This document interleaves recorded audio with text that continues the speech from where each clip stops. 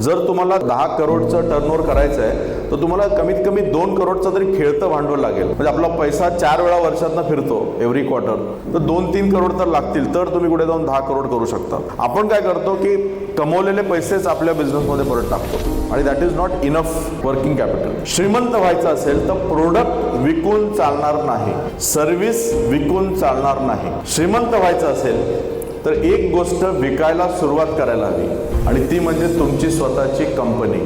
जोपर्यंत तुम्ही तुमची स्वतःची कंपनी विकायला सुरुवात करत नाही तोपर्यंत तुम्ही बिझनेस वाढवूच शकत नाही. फ्लिपकार्ट नावाची कंपनी माहिती आहे किती टर्नओव्हर आहे त्यांचा?